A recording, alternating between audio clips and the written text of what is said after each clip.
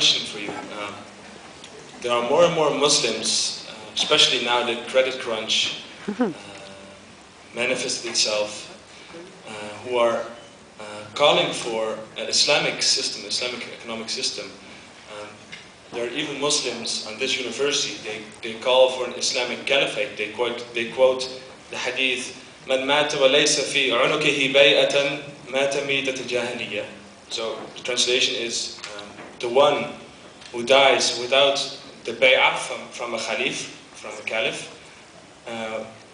on his neck, he dies the death of a jahiliyyah. What is your vision on this hadith and those people? Are they able to integrate in this society, or are they just different than the normal Dutch people? And are they never able to integrate in this society? Let me start with the second question, and then I will come to the economic question. Because I think that the way you were ending your question is quite interesting. You know, the way from within, as you know, I teach Islamic studies, wanted to make it clear, and in many of the books and the writings, how do we deal with diversity within Islam? Saying that there is one Islam, but many interpretations of Islam and many cultures. So you have lots of Islamic cultures, meaning by this the principles are the same, but the cultures are different from West Africa to Indonesia, or North and South. And then the second thing is that we have the same text, we won't read them the same way. You have here in the Netherlands, here in this university, different interpretations. And different interpretations, some they think that Islam is a closed system. It's a closed system, political system, it's a closed social system, it's a closed cultural system, and we have different answers on this.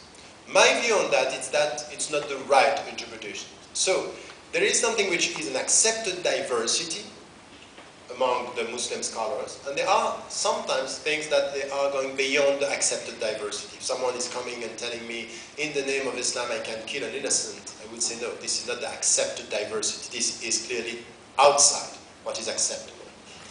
Now we have people, they are non-violent, they abide by the law, but for them, the Dutch society, the Dutch culture, the Dutch political system is not the Islamic system. So they have a vision of one system against the other. And all the rhetoric is this against that. I met many of them, Hizb al-Tahrir and the Muhajirun. They are maybe here, we are in the UK. I don't want to silence them. I want them to come in rooms like this and to challenge their viewpoints. This was not our topic today, but for example in the UK on my last book, Radical Reform, some of them came in one of my lectures and I challenged their view saying, your interpretation of the text is wrong. For example, the literal verse or hadith that you mentioned, and you have verse on that, they take literally and they say, this is it, we get. I said, no, you can't do that. You cannot just take a verse and not understand the whole philosophy of law in Islam, the whole teachings, the whole verses dealing with the same topic. So a reduction on some texts doesn't mean that you get the essence of the message. So this is why we have to, so my point on this is this is an understanding of the Islamic teaching which is a reductive understanding. So they don't want, in fact, you are asking, are they going to integrate? They don't want to say, no, I just abide by the law. I'm not against the law, but I'm against the system. I'm not going to vote because election is not Islamic. So you have some people saying this. And just after, very quickly, after July the 7th in the UK, we had a discussion. You know, I accepted to be in a commission at the government level by saying one thing. I would be in the commission. I don't want to be paid, and I want to be independent.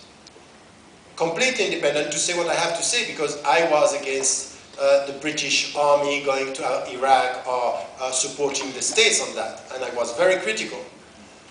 What I was saying on this is that the government wanted to ban this group, saying they are advocating the caliphate. I say, don't ban the people when they are not advocating violence or they are not advocating actions against the law. Let them in, but challenge them. Let Muslims having this debate with them. Because this is the way forward. If you silence the people, they will use sometimes victimization and isolate themselves. We don't want to isolate the people. We want to challenge. We want critical debates. So on this, I disagree with these interpretations. I think that this is not the way forward. And to all the people who are coming by, because some of them are even saying that I am not a Muslim.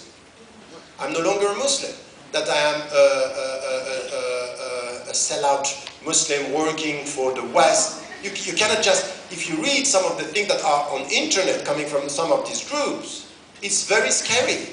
No, you are laughing, but no, you are laughing, but no, it's a serious matter. Because you are responsible of this. Who is responsible today of a critical debate within the Muslim communities? If you are not doing the job, if we may disagree, maybe I said things here that some of you disagree, and someone maybe here maybe not feel free to say it. But if you disagree, you don't ban, you don't condemn, you challenge, you talk, you sit, you come. This is what we have to understand in this community, and not, I have to tell you something which is important for me. Many of these people, I disagree deeply with them, but with some of them, and lots of them, I have respect for their sincerity. Because some are very sincere, they really think that this is right. So when I'm dealing with someone who is sincere, man and woman, I don't condemn. I sit and I try to understand what is the understanding behind it, and this is something which is important. Sincerity is the starting point of the best thing that you can get from a human being. Sincere love, sincere faith, sincere action, but it's also sometimes the more dangerous. Someone who is sincere in religion and naive in politics, it's very dangerous. Because he will find people not sincere in politics, using his sincerity in religion to make him do things that are, look at the Taliban.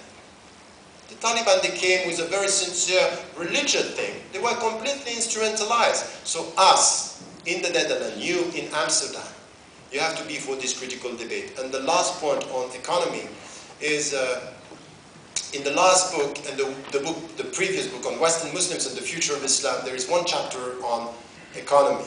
And in the last book, there is one case studies, which is ecology and economy. I think that what we got from some Muslim scholars and some people saying, well, yes, we have the solution for the global crisis. We have an Islamic economy. I think that we have instruments telling us speculation, interests, are wrong things that we have to find new ways to do. But in fact, we are dealing with economy, so we have an Islamic ethics in economy. We don't have a specific economy. What about, for example, now having Islamic banks? And we are trying to do exactly the same with other means. I think that we have to be more critical. By being humble enough to acknowledge the fact today that there is no Muslim economist or Muslim scholars having an alternative model for the world. We don't have it. And all the people in the Muslim countries who have money are putting the money in the Western banks. They don't put them in the Islamic system. And this is why it was quite interesting to think that the people who are involved in terrorist attacks, they put the money in the Islamic system.